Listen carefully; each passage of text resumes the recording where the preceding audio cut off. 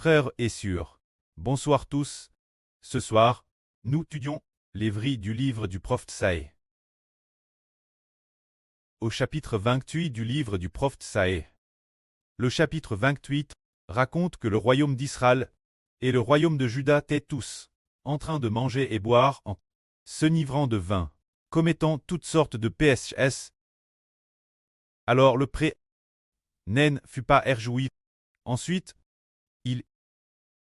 dans le royaume de Juda, c'est comme si tout le monde était comme des gens ivres, ne prêtant aucune attention, l'œuvre de l'Éternel, ne comprenant pas le salut de Dieu.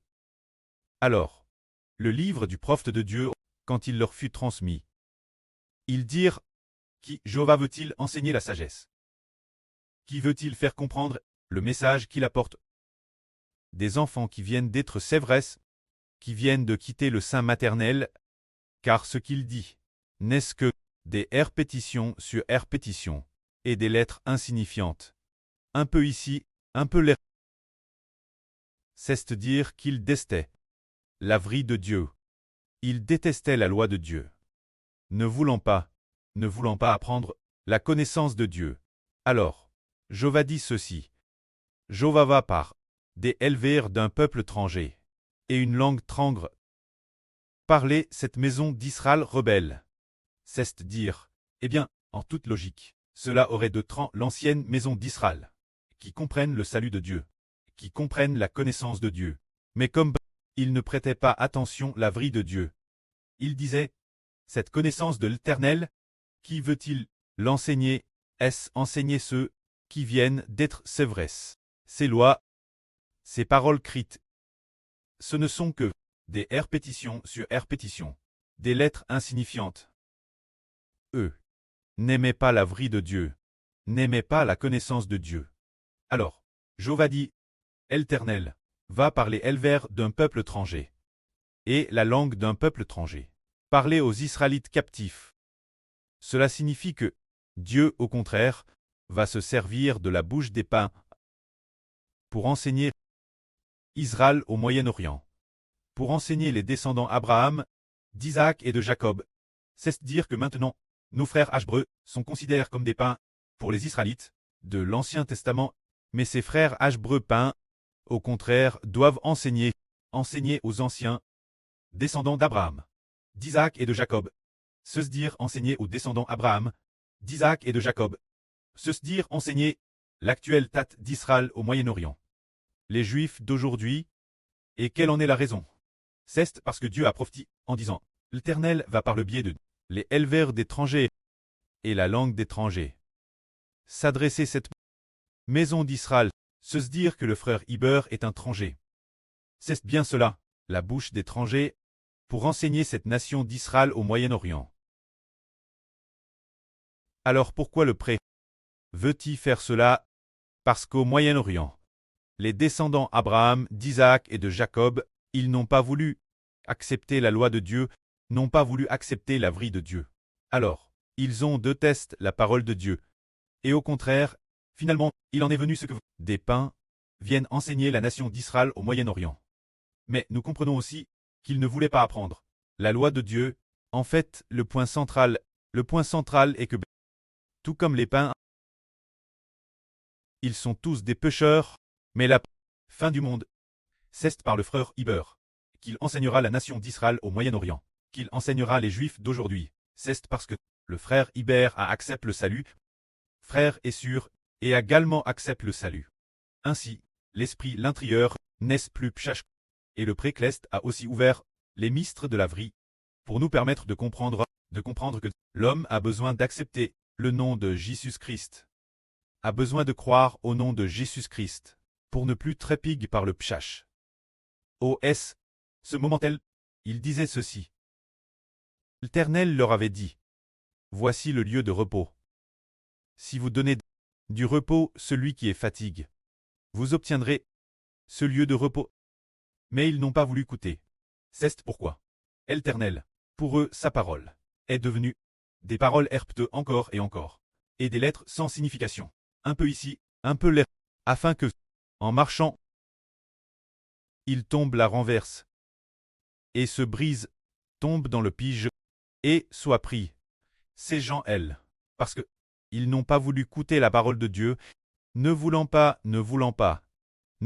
respecter la parole de Dieu, alors, la vraie de Dieu est devenue un peu ici, un peu l'air. Mais, aujourd'hui, nous, les enfants spirituels d'Israël, nous trouvons la parole de Dieu douce. Nous prenons les enseignements du Seigneur Jésus-Christ pour en faire plusieurs mélodies. Et nous prenons aussi dans l'Ancien Testament ce qui concerne les promesses de Dieu, l'Israël spirituel. Les enseignements de Dieu pour les structurer en plusieurs mélodies. Ainsi, nous trouvons la parole de Dieu douce. Si douce, douce comme le miel, abreuve notre cœur, mais, pour les Juifs du Moyen-Orient, ils pensaient, oh, la parole de Jéhovah devrait juste être dans une bibliothèque ou dans un lieu d'exposition. Pour que les gens l'admirent, cesse tout. Pourquoi faudrait-il l'étudier et la méditer sérieusement? Ainsi, ils semblaient en apparence aimer la parole de Dieu.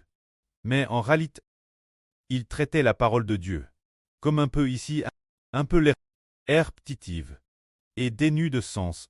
Mais aujourd'hui, nous ouvrons la parole de Dieu et comprenons pleinement le mystère de la vérité. Ce moment tel, Dieu a enseigné les Israélites et a aussi enseigné toutes les nations et tous les peuples en disant, à l'époque, les Juifs disaient, le royaume d'Israël au Moyen-Orient. Ils disaient ceci. Nous avons fait une alliance avec la mort, nous avons fait un pacte avec la tombe, ainsi quand Jéhovah punira. La mort ne nous atteindra certainement pas, et la tombe ne pourra pas nous dominer. Ils disaient qu'ils avaient fait alliance avec la mort et la tombe, donc la mort ne les atteindrait pas, et la tombe ne les atteindrait pas non plus. Mais Dieu dit, ils disent, nous prenons le mensonge pour refuge, et la fausseté pour abri. Ce qu'ils disent, ce ne sont que des mensonges, que de la fausseté. Ah, mais pour délivrer l'homme de la tombe, et le délivrer de la mort. Comment cela se passait-il? Ah, ensuite, c'est ici, le point central de cette vrille. Dieu dit, c'est pourquoi le souverain suprême, Jéhovah dit ceci. Voici, je pose une pierre en Sion. Une pierre prouve un fondement solide, une précieuse pierre angulaire. Celui qui met sa confiance en elle ne sera pas confus. C'est dire, si l'on met sa confiance en quelqu'un, cette personne ne sera pas confuse. Il est dit ici, voici, je pose une pierre en Sion. Une pierre prouve un fondement solide, une précieuse pierre angulaire. Celui qui met sa confiance en elle ne sera pas confus. Quelle est cette pierre? Cette pierre, c'est le Seigneur Jésus-Christ. Sion ici fait référence au royaume des cieux.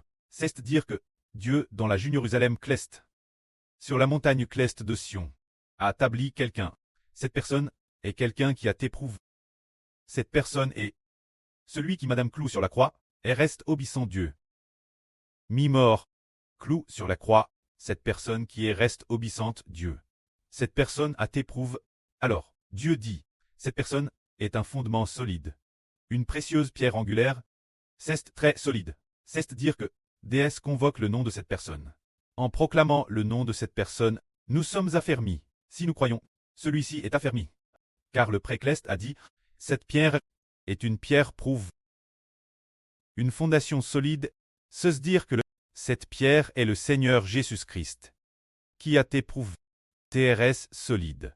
Ceux qui croient en son nom veulent se placer sous cette pierre, ceux sous le nom de laquelle ils ne seront plus pigs par le péché.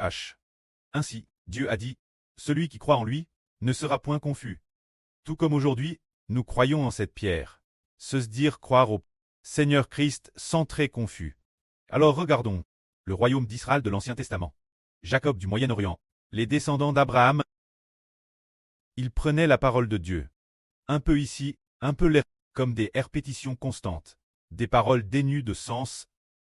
Mais, nous qui croyons au Seigneur Jésus, nous comprenons combien la parole de Dieu est douce.